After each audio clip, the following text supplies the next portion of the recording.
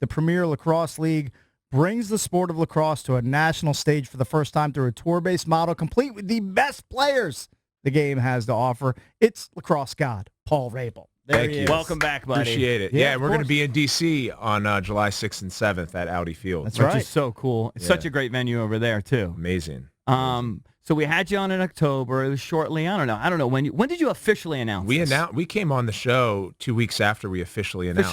October what 21st. A whirlwind, right? Right. And here we are. 8-9 months later, whatever. And you're actually in the thick of it. Yeah.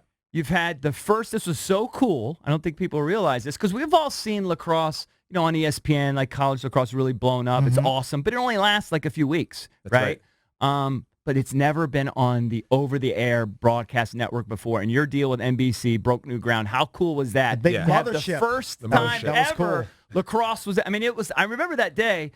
Was it the French Open in the morning? Yeah, that's right. And then the final Premier League in the midday. Yep. And then what did we have at night? NHL playoffs. Yeah, NHL playoffs at night. Yep. I mean, how great was that? It was insane. What was that like? It was unbelievable, yes. First time on the mothership, and we've done it 2 consecutive weeks. That was a big part of our business model, was creating this tour-based strategy so we could net a network partner like NBC, because that gave us the opportunity to go into a venue like Homewood this weekend in Baltimore and then Audi Field, as I mentioned, in 2 weeks, right, where we can take out any time we want for games, so we can flex for networks. And you see networks flexing in the NBA and the NFL because they are the most powerful sports properties in the world. And so you're changing your game times based on what they need? Well, we were able to go to them in advance and say, when are the linear windows available? Right. And they said, well, we have this Sunday time that's open at 2:30 after the French Open leading into the Cup. Can you guys take that? And we say yes, because we have that flexibility. Versus had we taken a non-core sport like lacrosse and done a city-based model, we would have had to lease a below average or average facility, and then we would have had to compare our scheduling with the other teams in the league and then end up locking in times and then go to network. So we reverse engineered it because we knew how important it was to be on the air, and as a result, it's so important. And you're in the right venues too. Like you were at you were at Red Bull Arena for that weekend, if I remember correctly. You're going to be at Homewood, which is a nice intimate atmosphere. You're going to be at Audi Field, which seats about 20,000. So you can pick the perfect spots to showcase the league. And I don't think people understand, like lacrosse around here, everybody knows about lacrosse, right? This is Maryland, Virginia, this is a lacrosse hotbed, Long Island, whatever, traditional East Coast stuff. Now even it's gone out west. They've got a program in Utah. Denver's been huge, but still, people still don't know about it. I know when my son and I, we were out there in our family for a lacrosse tournament in Vail and Denver, and we were just, he was trying to get acclimated to the elevation, to the elevation change or whatever. So we were running around a little bit, and then we were just playing catch in front of like an Arby's or whatever it was before.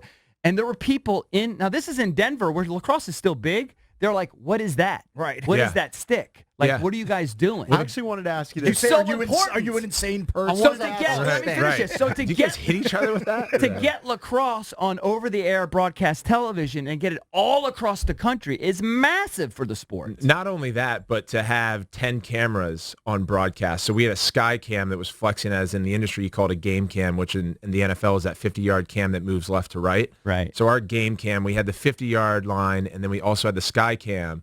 So it gave different angles because the sport's so intricate, right? And we have audio in our players' helmets that connect directly to the broadcast booth. So we're innovating in ways that other major leagues can't because we don't have a PA. We don't have thousands of pages of a CBA, and our players are all in. So we give full access through NBC. So Connor Fields will score 3 goals, and you talk to him after every one on the field. On the field. Yeah, it's like insane. Immediately after goal, hey, Connor, what'd you see there? In the first week, Paul Burmeister was actually running on field, who's our host, and he does the Olympics and Notre Dame football. And we had a steady cam, and we were interviewing players before the face-off on the field, and we were like, okay, this is a little too much. So we pulled that back because people were like, you're interfering with like their psyche. But we're testing everything. I did want to just rewind, and Eric kind of was touching on it. When you were a kid and you first started playing, what other lacrosse did you see? Very, very little, if at all. I remember, and I grew up in the early 90s, have a couple of VHS give me every season, and I would just watch them back on playback. But beyond that, it was just the college Final Four that EB mentioned that would be on ESPN2 every Memorial Day weekend. And I'll say that with our NBC ratings that came out, we're averaging over 400,000 viewers per minute. which is like a huge household rating. That's big. And you get that with a mothership like with NBC, but that is beaten by 77%. The average like 5-game viewership of the NCAA Final Four, and that's that right? That's been the mecca of lacrosse for decades. And we come in here with a partner and are able to cast viewership, which shows that people are interested in the game. A lot of them haven't even seen it before. What are the advantages? Like Eric just mentioned, name. All right, I don't follow lacrosse. I don't even watch the Final Four. I'll be honest with you. Yeah. But can I learn who the players are? Yes. You know what I mean? Like they present That's what it's them, built around. It's built more around the players than it is the teams, right? That's the whole idea. Our biggest challenge is we're a helmet sport. Right. One of the things that I was talking about, and this is like a small flex, which I don't like to do on a show like this, but when we were raising money, we were talking to Peter Guber. And Peter is one of the few NBA owners and comes from the casino business and in the film business. And he had said, sports are show business, straight up. And like a lot of owners in the NBA and the NFL will get a little uneasy because they're like, well, there's competition first, then there's show second. He's like, no, it's show business. And he had encouraged us to take a look at the game without helmets.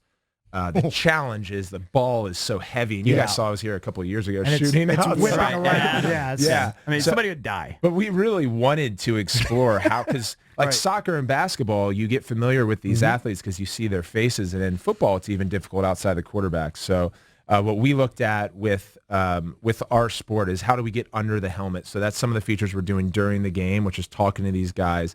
They have to, during timeouts and walk without their helmet. And then our social media team is constantly telling stories. We did our form of Hard Knocks called All In that lived on NBC Sports prior to the season, where we brought in a full production crew to capture training camp. But that's huge because we've talked about it over the years when new leagues have popped up. I can't remember if it was the XFL or just even recently. Even the AAF recently. The AAF, it's if you're not familiar with the players, sometimes you need a story to push you. 100%. Yeah, and that's what Dana White and the Fertitta brothers did to save the UFC, and they were building that 15 years ago in the kind of pre-social media era. But they were at $40 million in the hole, and they decided to do a time buy and launch Ultimate Fighter, where they showed Tito Ortiz and Chuck Liddell, and it was a combination of reality met with actual technical explanation of the UFC fighting. And people learned about these guys, and they became celebrities, and then they started tuning in. But Dana White will say that saved their business, and it was the story of who the athletes were. Now we have Conor McGregor, and people cheer on these fights because they have some relationship, love or hate, with the athlete on field, and that's what we have to develop. That's what the NBA has, what the NFL has done pretty well, but I think the NBA has done better than most other leagues in doing that. And even Major League Baseball and NHL, they have challenges because of this like deep culture around not stepping outside of the team. And it frustrates a lot of the brand managers at the NHL and the MLB and the social media. So what's been your strategy to do that, to promote full access all the time? And all the players have to be on board. And they're all in? It's literally in their contract. Yeah. Yeah, and it's in our coaches' contracts. Yeah. So we have a full social media team and a producing, editing media group. It's 17 people internally. So it's, give you an idea, most NBA teams have about 4 to 5 people that run their media. And now, granted, we're a 6-team league, so we do it from the front office, but we have 17 people. And within these contracts, our players and coaches acknowledge that cameras are in all locker rooms, in all huddles. Players are mic'd up, coaches are mic'd up. We have full access to that content because that's what people want to see. Right, it's not the begrudging 30-second coach interview where you can tell the coach doesn't want to be there. Yeah. Like, it's way different with the PLL. 100%. And you'll see it. And we have an NBC Gold pass that NBC does for the Tour de France and EPL.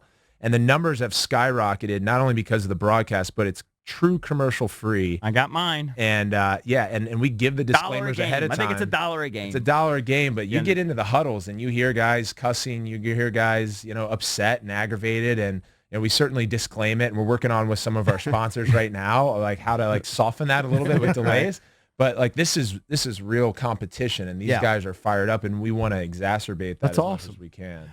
I don't think people, maybe we get into it more in the next break, but I don't think people understand, just, again, when we had you in here in October, whatever it was, you've had to, and you tweeted about this, you had to start up a league, you had to get players, right? You had to get investors, you had to secure a TV deal, you had to find venues, you had to sell tickets. This is just what I was coming up with. You had to come up with team names, you had to draft players, you had to put together a schedule, you had to set up training camp, you had to hit the road, and then you actually have to play the games, right? And that's just probably 10% of what's gone into it. That's the easiest part for him. It's actually been the most difficult. Are you getting old? Yeah, getting old. In athlete years, dog years. Yeah, I'm 33. Yeah. But yeah, it's been. What's been the biggest challenge so far? The biggest challenge for us, I would say, is to. I would say the biggest challenge is moving from market to market and having to restart as a result. So tour-based model in concept and theory makes a ton of sense, and it's why we've been able to get this network deal, as we talked about, and the attention that we're getting. It's exciting. We can play at top venues. Mm-hmm. But if you look at a city-based model, they get to build rapport with their season ticket base week over your week. Team, like DC United, has built up. We're doing that base every week at a new venue. So we're hitting restart. So getting into the markets, doing grassroots stuff. That's why I feel really good about even coming here. Is like, this is what we want to do at a national level in every market. And I grew up here, and I've been listening to you guys for as long as I can remember.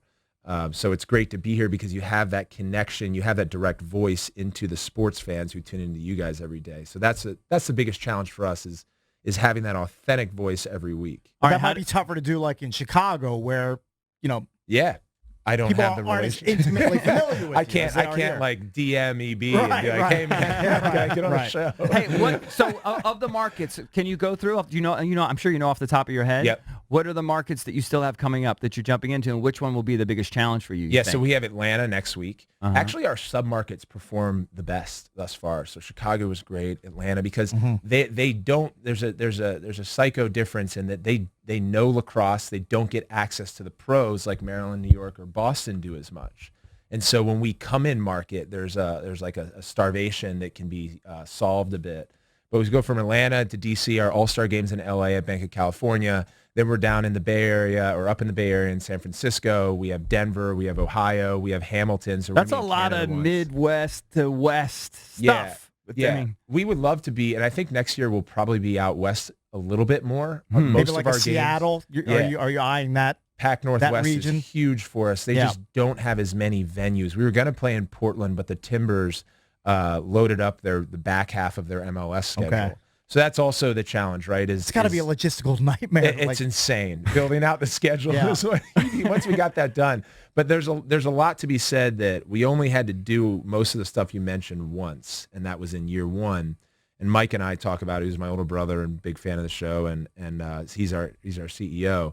Year two, I mean, we're going after revenue in a meaningful way, right? Because we have work product on field, we have venue deals negotiated, and we can just be strategic.